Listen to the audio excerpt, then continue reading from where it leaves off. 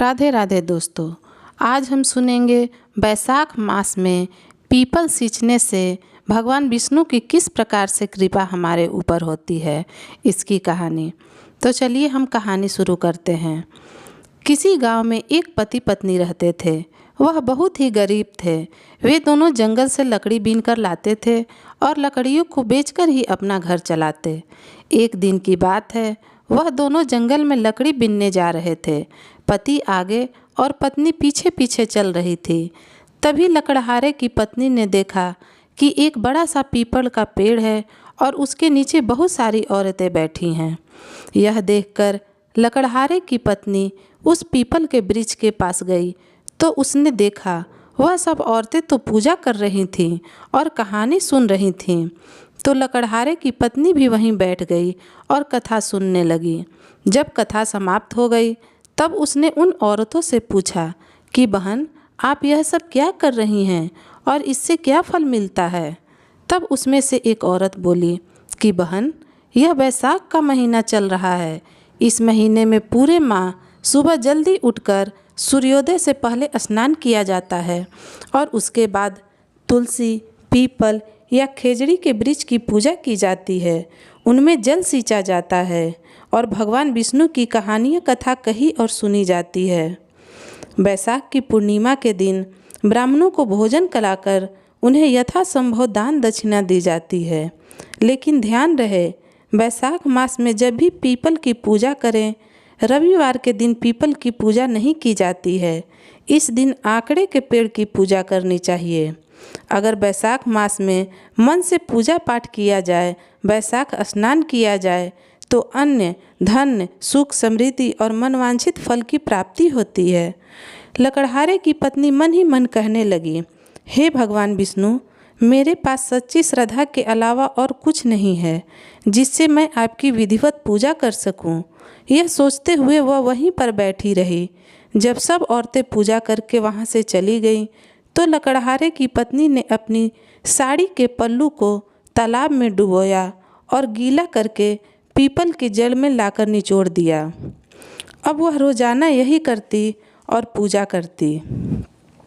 उसके मन में सच्ची श्रद्धा थी, आस्था तो थी, उसे पूरा विश्वास भी था कि भगवान विष्णु उसकी पुकार जरूर सुनेंगे। जब शाम को वह दोनों पति पत्नी लकड़ी लेकर आते तो लकड़हारे की पत्नी एक लकड़ी निकालकर अलग रख देती, क्योंकि वह सोचती थी जब वह लकड़ी इकट्ठी हो जाएगी तो पूर्णिमा के दिन इन्हें बेचकर ब्राह्मणों को भोजन करा देगी। तो ऐसा करते करते पूरा बैसाख का महीना बीत गया और पूर्णिमा का दिन आ गया। तो उसने सुबह सुबह अपने पति से कहा कि मैं आज आपके साथ लकड़ी बीनने नहीं जाऊंगी, मेरी तबीयत कुछ ठीक नहीं है। उसके पति ने कहा, ठीक है, तुम आराम करो, मैं लकड़ी लेने जाता हूँ। और वह अकेले ही लकड़ी लेने चला गया। उसने अपने पति के जाते ही वो लकड़ियाँ ली जो उसने एक एक कर इकट्ठी की थी। उन लकड़ियों को लेकर वह बेचने के लिए चल दी तो भगवान विष्णु की कृपा से वो लकड़ियाँ चंदन की हो गईं।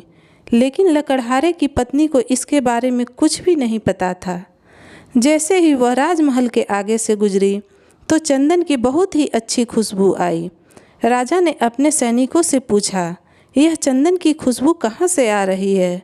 तो सैनिकों ने बाहर आकर देखा और राजा को बताया कि महाराज, एक औरत चंदन की लकड़ियों का गट्ठर बनाकर बेचने जा रही है। उसी के गट्ठर में से यह खुशबू आ रही है। राजा ने कहा, उस औरत को राजमहल में बुलाओ। सैनिक उसे लेकर अंदर आ जाते हैं। राजा ने कहा, मैं तुम्हारी लकड़ियाँ खरीदना चाहता हूँ, तुम बताओ यह लकड़ियाँ कितने में बेचोगी।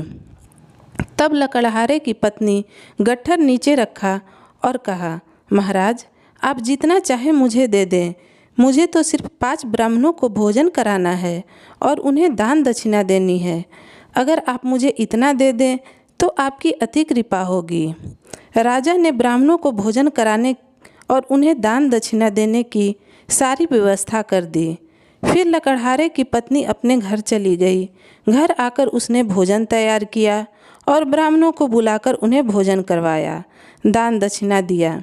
ब्राह्मण बड़ी खुशी से उसे आशीर्वाद देकर वहाँ से चले गए। लकड़हारे की पत्नी की सच्ची श्रद्धा और भक्ति देखकर भगवान विष्णु बहुत प्रसन्न हुए और लकड़हारे के टूटे फूटे घर की जगह एक सुंदर महल बन गया। जब शाम को लकड़हारा घर आया तो अपने घर की जगह महल देखकर वह चकित रह गया। तब गांव वालों ने उससे कहा कि तुम तो सारा दिन जंगल में लकड़ियां बीन रहे थे और तुम्हारी पत्नी पीठ पीछे पता नहीं क्या कर रही थी। लेकिन लकड़हारे ने उन सब की बात अनसुनी कर दी और वह अपने घर गया।